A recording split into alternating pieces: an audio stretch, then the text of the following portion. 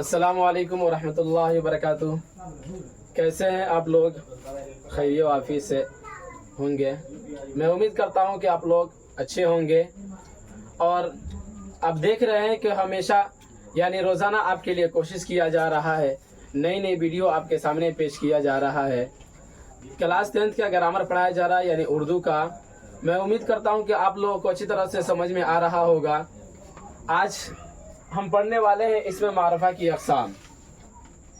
आज इसमें मारफा की हम पिछली वाली वीडियो में यानी इसमें की माना के एतबार से इसमें के जो किस्में निकाले थे उसमें इसमें मारफा और इसमें नकरा निकाले थे, लेकिन वहाँ पे हमने इसमें मारफा की तारीफ की थी और इसमें नकरा की तारीफ करके वहीं पे हमने छोड़ दिया था, यानी कि उसके किस्मों की तरफ हम नहीं बढ़े थे। आज हम पढ़ने वाले हैं इसमें की किस्म की तरफ। चलिए बिला ताखीर हम अपनी वीडियो का आगाज करते हैं। देखते हैं हमने लिखा है इसमें मारफा की अक़साम। तो देखिए यहाँ पर इसमें मारफा की अक़साम लिख दिया गया है। अव्वल इसमें मारफा की अक़साम कितनी होती है, यानी इसमें मारफा की 4 किस्म होती है। पहली किस्म कौन सा? इसमें आलम है। इसमें मारफा की पहली किस्म कौन सा है? इसमें आलम। दूसरी किस्म इसमें इशारा। तीसरी किस्म इसमें ज़मीर। चौथी किस्म इसमें ज़मीर या ज़मीर मौसूल। तो देखिए हमने इसमें मारफा की तकसीम निकाल दिया, तकसीम किया। इसमें मारफा की 4 किस्में होती है। एक होता है इसमें आलम, इसमें ज़मीर, इसमें इशारा, इसमें ज़मीर या ज़मीर मौसूल। अब हम सब की तारीफ करेंगे और उसको मिसाल से समझेंगे। जब उसकी तारीफ कर देंगे और उसका मिसाल से जब हम उसको फिट करेंगे तो बेहतरीन तरह से समझ में आ जाएगा। चलिए देखते हैं इसमें आलम की तारीफ। लिखा है यहाँ पर इसमें आलम, असल में इसमें मारफा ही है, यानी इसमें आलम से मुराद किसी खास शख्स, जगह या चीज को इसमें आलम कहते हैं। मसलन लाहौर, इसी तरीके से कहते हैं आगरा, पटना, बेतिया, ये कहते हुए चले जाइए। यानी ये क्या कहा कि जो इसमें मारफा की जो तारीफ होती है वही तारीफ क्या होती है, वो सेम तारीफ इसमें आलम की है। यानी जो इसमें मारफा है वही क्या है, इसमें आलम है। इसमें मारफा की जो तारीफ हम पढ़े थे, जो खास चीज, खास शख्स या जगह को इसमें मारफा कहते हैं, वही क्या है, इसमें आलम भी वो सेम है। यानी इसमें आलम को भी वही, इसमें आलम की भी तारीफ वही होगी जो खास शख्स, खास जगह या चीज को कहते हैं। ठीक है ना?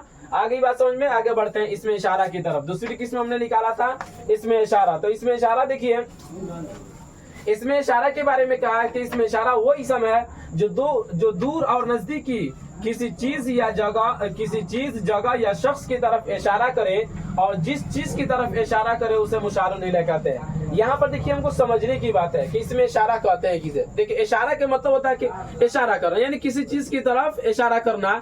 हमने तारीफ लिखा कि वो इस समय जो दूर और नजदीकी किसी भी चीज की तरफ इशारा करने के लिए जिस चीज का प्रयोग किया जाए उसी को हम क्या बोलते हैं, इसमें इशारा बोलते हैं।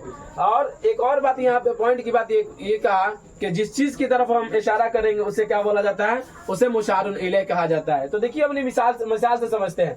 ये दरख्त अमरूद का है। तो देखिए हमने यहाँ पे जो मिसाल दिया है ये दरख्त अमरूद का है।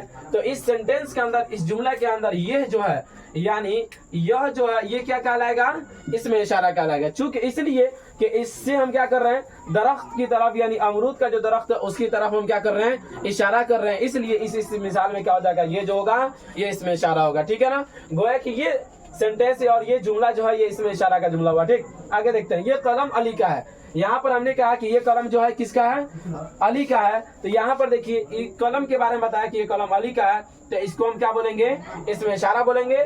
और एक और चीज हमने कहा था कि जिस चीज की तरफ इशारा करे उसे क्या कहता है, मुशारुन इलैह कहा जाता है। तो देखिए ये तो हो गया इसमें इशारा, यानी ये इसमें इशारा हो गया। और दरख्त, अमरूद के दरख्त की तरफ इसके जरिए हम इशारा कर रहे हैं, तो ये क्या कहलाएगा, मुशारुन इलैह कहलाएगा। इसी तरीके से ये कलम अली का है, तो ये कलम, ये तो हो गया इसमें इशारा, और अली का जो कलम है वो क्या हो गया, मुशारुन इलैह।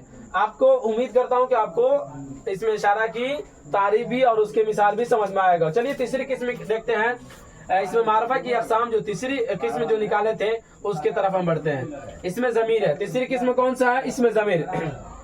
कहा यहाँ पर इसमें ज़मीर ये वो इसम है जो किसी दूसरे इसम की जगह बोला जाए। यानी कहते हैं कि जो किसी इसम की दूसरे इसम की जगह बोला जाता है, शायद कि आप इंग्लिश में उसे प्रनाउन कहते हैं। ठीक, जिसे किसी दूसरे इसम की जगह पर बोला जाता है उसी को क्या बोला जाता है, इसमें ज़मीर बोला जाता है। जैसे कि हमने कहा फातिमा अच्छी बच्ची है, वो खूब मेहनत करती है। क्या हमने लिखा है यहाँ पर, फातिमा अच्छी बच्ची है, वो खूब मेहनत करती है। तो देखिए हमने पहला जो सेंटेंस लिखा यानी फातिमा अच्छी बच्ची है, और फिर फातिमा की जगह पर हमने क्या डाल दिया, वो डाल दिया, तो ये वही क्या कहलाएगा, इसमें ज़मीर कहलाएगा। यानी यहाँ पर जो वो जो हमने लिखा है ये क्या कहलाएगा, इसमें ज़मीर कहलाएगा। जिसे हम कहते हैं राशिद सबक पढ़ता है और वो खूब मेहनत से पढ़ता है। जैसे कि हम कहते हैं खालिद खाना खाता है और वो खूब घूमता है।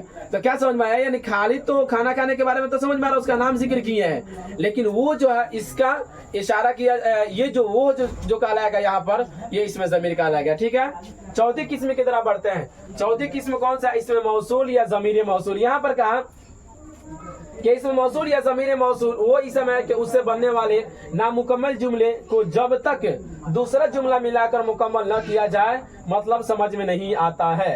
यानी कि ये यहाँ पर ये समझाया कि इसमें मौसूल या ज़मीर मौसूल, इसमें मौसूल का ये उसूल होता है कि जब तक उसके साथ कोई दूसरा जुमला न मिला दिया जाए तो फर्स्ट वाला जुमला यानी पहला जुमला से बात समझ में नहीं आती है, जब तक कि दूसरा जुमला उसके साथ न मिला दिया जाए। उसी को हमने यहाँ पर एक तो मिसाल दिया है, मिसाल से समझते हैं। जिसने मेहनत की, तो देखिए यहाँ पर हमने लिखा है जिसने मेहनत की, तो क्या इससे हमको पूरी बात समझ में आ रही है, नहीं समझ में आ रही है, इसलिए क्या है ये जुमला अभी नामुकम्मल है। तो कहा ना इसकी तारीफ में कि जब तक दूसरा जुमला उसके साथ न मिलाया जाए तब तक पूरी बात समझ में नहीं आएगी।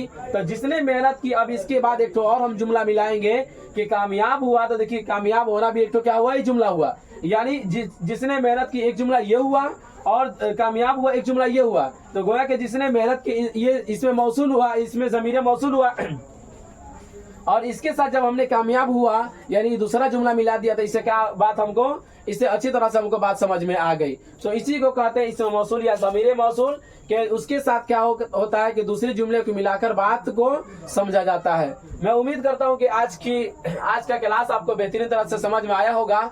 इसके बाद इंशाल्लाह फिर हम अगली वीडियो में फिर मिलते हैं इसी पर। खुदा हाफिज।